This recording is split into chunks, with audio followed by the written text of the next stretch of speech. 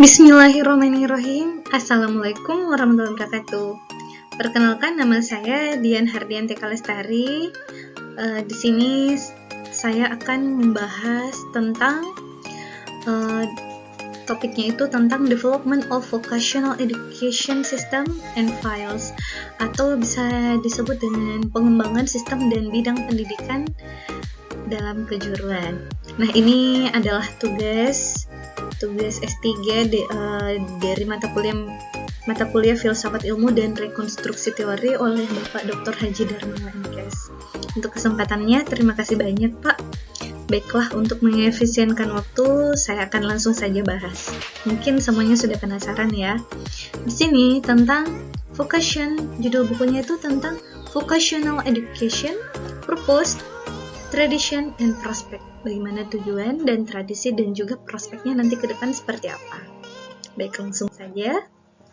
Nah, pendidikan, vokasi, bidang, dan sektor pendidikan. Di antara bidang pendidikan, sektor pendidikan nasional memiliki jangkauan institusi yang paling luas dan pembentukannya, di mana transformasi dan asosiasi adalah produk dari dorongan dalam negara yang mereka tuh mencoba atau bahkan subsistem masyarakat regional.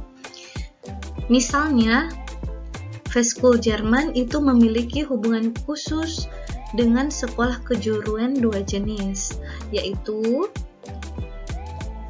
Berufsfachschule yang merupakan sekolah kejuruan menengah penuh waktu, dan yang kedua Berufsschulen yang biasanya merupakan sekolah paruh waktu yang diikuti oleh para magang di sistem ganda. Di beberapa negara, misalnya Australia, Inggris, Selandia Baru, dan Finlandia, di mana penyediaan pendidikan kejuruan dilaksanakan melalui perguruan tinggi yang berbeda sistem, meskipun dengan cara yang berbeda. Padahal, di negara lain, penyelenggaraan pendidikan kejuruan dipandang sebagai perpanjangan dari sistem sekolah seperti Jerman, Swiss, Australia, dan Taiwan. Namun, pada waktu-waktu tertentu dan di beberapa negara, sektor pendidikan nasional memang sengaja dipisahkan dari pendidikan lainnya. Sektor dengan alasan itu perlu lebih selaras dengan tuntutan industri yang mencoba kebutuhan dari sektor pendidikan lainnya. Nah, oleh karena itu, evaluasi terhadap sektor pendidikan kejuruan yang ada, reformasi mereka, dan perbandingan dengan lainnya sektor perlu memperhitungkan gen dan strukturnya, tujuan tertentu, bentuk dan hubungan dan unsur lain dari sektor pendidikan itu sendiri, dan hubungan dan institusi di lingkungan masyarakat. Nah, kekhasan dari sistem ini adalah ditemukan dalam kombinasi konteks budaya dan fungsional dalam masyarakat dan norma, sikap dan keyakinan, serta cita-cita dalam subsistem sosial dan sosial yang meluas ke organisasi lembaga. Ini menurut Greenhart tahun 2005. Nah, ini pendidikan kejuruan ini memiliki tujuan yang beragam, tapi ada 4 tujuan utamanya. Itu yang pertama, berfokus pada persiapan untuk kehidupan kerja. Ini termasuk memberitahu awal individu terhadap pilihan pekerjaan mereka. Yang kedua, bagaimana persiapan awal individu untuk kehidupan kerja mereka, termasuk bagaimana mengembangkan kapasitas untuk mempraktekkan pekerjaan yang mereka pilih. Jadi di sini individu itu harus bisa mengembangkan kemampuan mereka untuk mempraktekkan pekerjaan yang mereka pilih sesuai dengan bakatnya mereka. Dan yang ketiga, yaitu yang sedang berlangsung pengembangan individu sepanjang kehidupan kerja mereka sebagai persyaratan untuk kinerja transformasi dari pekerjaan dari waktu ke waktu. Dan yang keempat, penyediaan pengalaman pendidikan yang mendukung transisi dari satu pekerjaan ke pekerjaan lain sebagai individu, baik memilih atau dipaksa untuk mengubah pekerjaan di seluruh kehidupan kerja mereka. Kemudian, bagaimana sih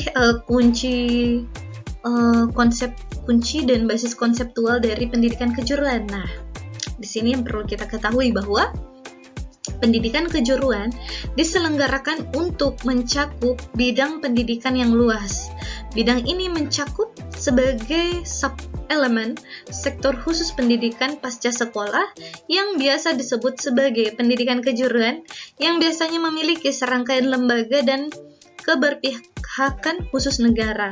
Nah, meskipun bidang kejuruan pendidikan yang jauh lebih luas dan lebih mencakup, seringkali sektor inilah yang telah datang untuk mengkarakterisasi pendidikan kejuruan ketika dibahas dalam masyarakat, pemerintah, dan bahkan wacana pendidikan. Namun, itu terdiri dari bidang pendidikan yang luas yang mencakup semua program dan ketentuan yang memiliki maksud terkait dengan mengembangkan kapasitas untuk pekerjaan tertentu atau kehidupan kerja. Objek utamanya itu dari kejuruan pendidikan sendiri. Secara khusus, kata kejuruan itu dalam cara yang sangat berbeda dan untuk tujuan yang berbeda. Umumnya kata kejuruan memiliki dua arti, yaitu pekerjaan yang dibayar atau aktivitas atau pengajaran di mana seseorang dipanggil dan terlibat dengan sengaja. Di sini diusulkan bahwa konsep pendudukan digunakan untuk mengatasi yang pertama dari dua makna ini dan konsep panggilan yang kedua, di mana pekerjaan dianggap sebagai besar muncul dari fakta sosial, yaitu kebutuhan yang telah berkembang melalui sejarah, budaya, masyarakat, dan situasi dan dikelola, diwujudkan dalam serangkaian tujuan dan praktek yang dipertahankan dan dikembangkan karena mereka penting untuk kebutuhan masyarakat dan praktek budaya. Akibatnya, gen mereka dan transformasi ditemukan di dunia sosial. Namun, meski dibentuk melalui partisipasi dalam kegiatan pekerjaan, kejuruan individu adalah dasarnya produk kebutuhan pribadi, intensionalitas, dan keinginan. Oleh karena itu, kejuruan itu merupakan kegiatan atau kegiatan individu di mana persetujuan dan lebih pribadi yang lebih mendalam, sedangkan pekerjaan adalah klasifikasi bentuk pekerjaan yang merupakan program imperatif masyarakat, yaitu fakta institusional. Kemudian konstruktivisme atau perspektif pribadi dan sosial, di mana literatur kognitif membuat sejumlah kontribusi penting untuk tentang apa yang merupakan praktik kejuruan dan bagaimana pembelajaran mereka berlangsung. Nah, di sini disiplin psikologi kognitif sebagian besar menginformasikan pandangan ini, di mana disiplin ini sering dianggap mewakili konstruktivisme individu, namun juga menawarkan hal yang menonjol untuk pertimbangan pendidikan kejuruan. Ini termasuk kinerja ahli dalam domain aktivitas yang merupakan efek kinerja yang baik dalam suatu pekerjaan. Jadi, selain menginformasikan tentang proses yang mendukung kinerja yang terampil, literatur ini sangat membantu untuk memahami dan mengelaborasi tujuan, yaitu maksud, tujuan, dan sasaran bahwa pendidikan kejuruan diarahkan. Nah, di sini literatur kognitif telah dikritik karena mewakili konsepsi kinerja berdasarkan kapasitas individu untuk mengamankan dan memanipulasi pengetahuan. Nah, yang penting dari sini yaitu kontribusi utamanya adalah kekayaan dan keragaman pengalaman, peluang untuk terlibat dalam pengalaman satu sisi dan bagaimana individu memilih untuk terlibat dalam pengalaman itu sendiri. Di sisi lain, tangan yang merupakan pusat pengembangan keahlian. Mengambil poin kedua ini merefleksikan 3 dekade pertanyaannya tentang kinerja manusia. Ini menurut Erikson pada tahun 2006 yang mengidentifikasi jenis dan kualitas pengalaman dan individu praktek yang sengaja sebagai pengembangan kinerja manusia tingkat tinggi. Oke, kita next ya. Nah, karena itu di luar penyediaan pengalaman, bagaimana peserta didik terlibat dengan apa yang mereka alami juga signifikan. Jadi, meskipun individu mungkin memiliki kapasitas yang lebih besar atau lebih kecil untuk melakukan secara efektif, itu adalah kapasitas yang lebih besar atau lebih kecil yang menjadi pengalaman dan kombinasi dari keduanya baru dan pengalaman akrab yang mengembangkan pengetahuan konseptual yang kaya dan dengan spesialis, baik terasa prosedur sifik dan strategis dalam domain tertentu dan dari aktivitas manusia juga sebagai keterlibatan penuh usaha mereka yang penting bagi pengembangan kapasitas diperlukan untuk kinerja pekerjaan yang efektif. Dari literatur ini perlu untuk terlibat dengan ide-ide yang menjelaskan kontribusi dari posisi sosial budaya untuk menangkap konsep domain seperti yang ada di pribadi, situasional, budaya tingkat, dan keahlian yang dikaitkan erat dengan keadaan tertentu. Nah, adapun seperangkat kesamaan yang membuat pendidikan kejuruan menjadi bidang yang berbeda dalam pendidikan. Namun, kekayaan dan keragaman bentuk dan institusi mereka itulah yang mereka dapat dengan mudah untuk menutupi kesamaan ini. Nah, kesamaan keseluruhan di berbagai penawaran dari universitas, perguruan tinggi kejuruan, dan sekolah yang merupakan bidang pendidikan kejuruan yang luas, secara luas terkait dengan pengembangan dan mempertahankan kapasitas individu yang diperlukan untuk pekerjaan dan kehidupan kerja.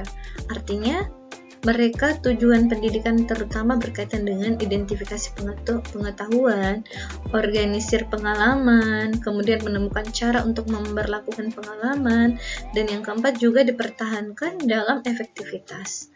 Nah, itu di seluruh kehidupan kerja termasuk transisi ke yang lain pekerjaan.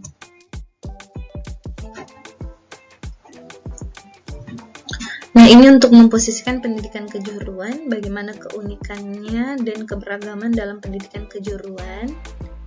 Nah, di sini kesamaan itu adalah kasus terlepas dari apakah individu bisa belajar tentang kedokteran, hukum, tata rambut, pariwisata, dan yang lainnya. Kemudian,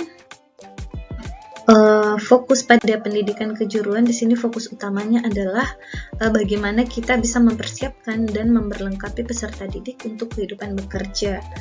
Nah, ada berbagai definisi ya di sini yang bisa dijelaskan, tapi yang paling penting di sini adalah bagaimana kita bisa mengacu pada jenis pekerjaan tertentu dalam pekerjaan tertentu. Jadi ini menunjukkan bahwa siswa memang membutuhkan lebih dari persiapan umum untuk kehidupan kerja.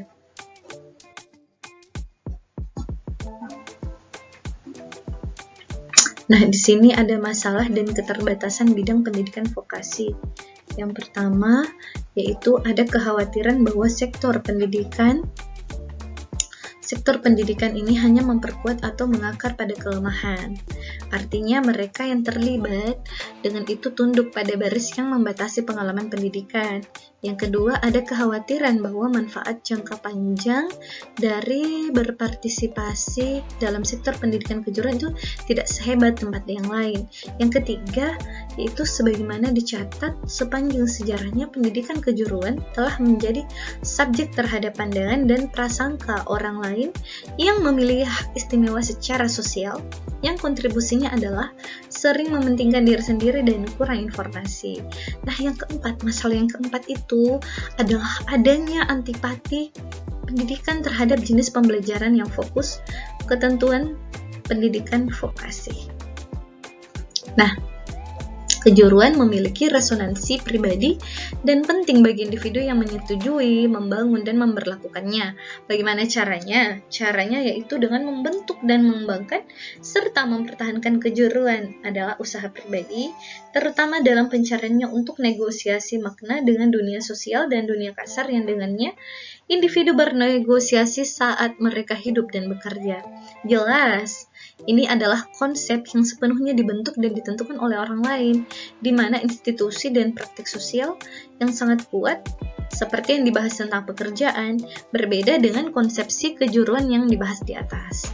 Nah, pengertian ini waktu ditangkap dalam konsep kependudukan atau Bureau of Chairman yang terdiri dari kumpulan pengetahuan teoritis atau WISEN dan seperangkat praktik yang terkait secara sistematis, keterampilan, konon, serta identitas sosial dari orang yang telah mempelajari ini menurut Wins 2004 ya. Kemudian terlepas dari protes terhadap dominasi perspektif dan elit sosial, penting untuk mengakui dan mengetahui itu bahwa kondisi pribadi ini bukanlah salah satu yang asosial. Sebaliknya, itu adalah entitas sosial pribadi yang unik yang dikembangkan sebagai hasil dari pengalaman individu. Artinya, kejuruan muncul secara tertentu yang umum melalui sejarah hidup individu atau antigeni.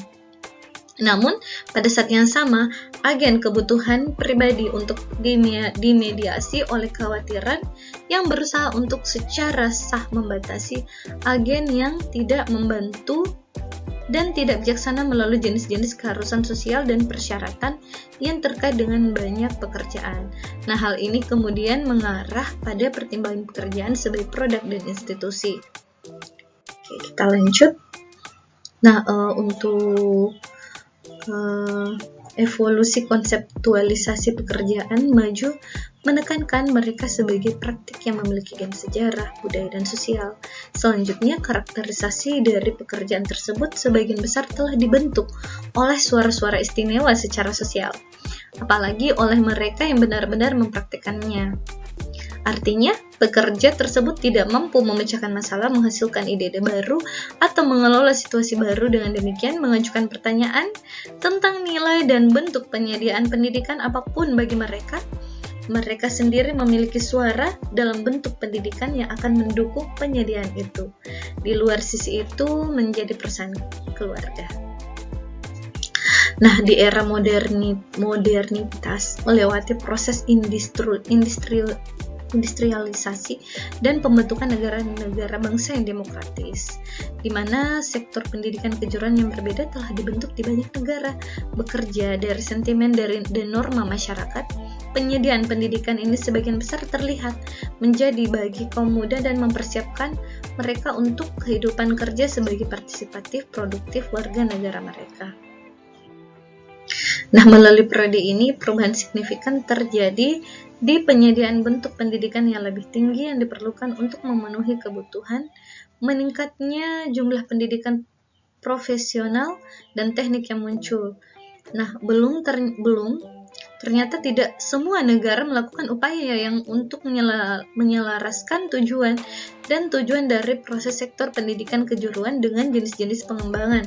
Pada saat yang sama, peran birokrasi dalam mengatur dan mengelola penyediaan sistem pendidikan kejuruan berbasis negara menjadi lebih menonjol.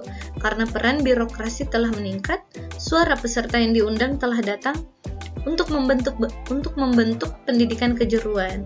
Namun di sepanjang semua ini, suara-suara yang tetap tidak terdengar adalah suara orang-orang yang melakukan pekerjaan dan mereka yang mengajari orang lain cara terlibat di dalamnya.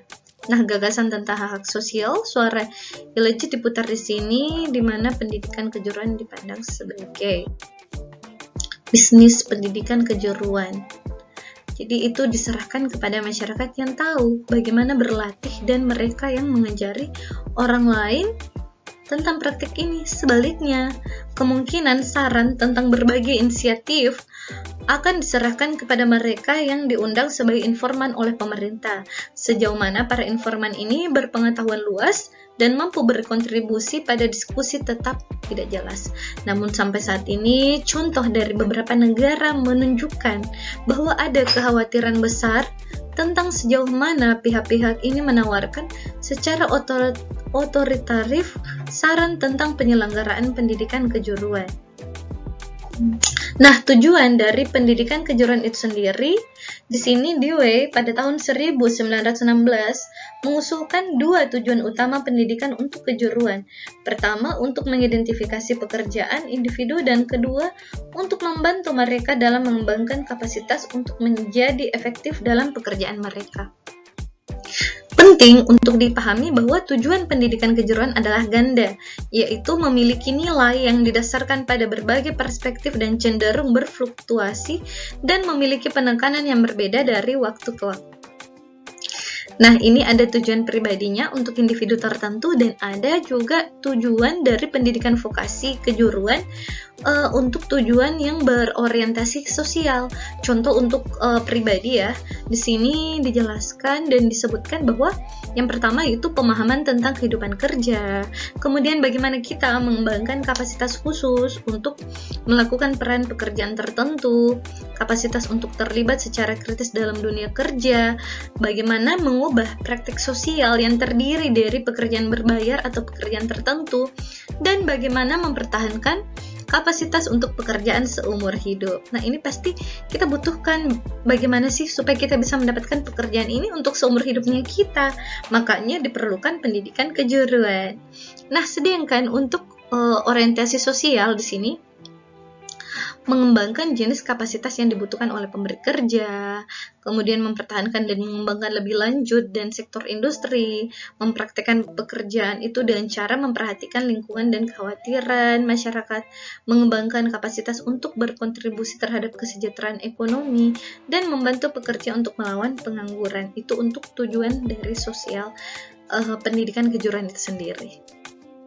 Nah, untuk kurikulum dan pendidikan kejuruan, di sini kurikulum didefinisikan sebagai semua kesempatan belajar yang direncanakan yang ditawarkan kepada peserta didik oleh lembaga pendidikan dan pengalaman peserta didik yang dihadapi ketika kurikulum diimplementasikan. Ini termasuk pengalaman yang telah dirancang guru untuk peserta didik dan termasuk dalam bentuk dokumen tertulis. Kemudian kurikulum pendidikan kejuruan yang berlaku terdiri dari apa yang sebenarnya disebutkan. Nah, di sini faktor-faktor yang termasuk jenis tempat kerja atau pengaturan praktik yang tersedia bagi siswa dalam lokasi program di mana para siswa ini dapat menemukan dukungan dan bimbingan dan akses ke jenis pengalaman tertentu. Ini tentang kurikulum. Bahwa kurikulum itu sendiri, kurikulum pendidikan kejuruan itu perlu dianggap sebagai kumpulan yang mencakup dari yang diturunkan secara sosial dan dikonstruksi secara pribadi, konsep yang multidimensi dan kompleks. Kurikulum pendidikan kejuruan perlu dianggap sebagai kumpulan yang mencakup dari yang diturunkan secara sosial dan dikonstruksi secara pribadi, konsep yang multidimensi dan kompleks. Lebih dari sekedar mencapai tujuan sekolah, terdapat dimensi yang berhubungan dengan harapan kurikulum sebagai niat masyarakat yang penting, kebutuhan dan keharusan lokal, kemungkinan apa yang dapat dicapai melalui penerapan serangkaian pengalaman bagi siswa, dan pada akhirnya bagaimana siswa terlibat dan belajar dari pengalaman tersebut. Dalam semua ini, ada tingkat pengambilan keputusan yang tidak tentu dengan mudah atau siap dihubungkan. Pengambilan keputusan ini didorong oleh cukup imperatif yang berbeda, prioritas yang berbeda, dan premis yang berbeda. Perannya juga sangat jelas dalam pengambilan keputusan yang membentuk bagaimana kurikulum diberlakukan.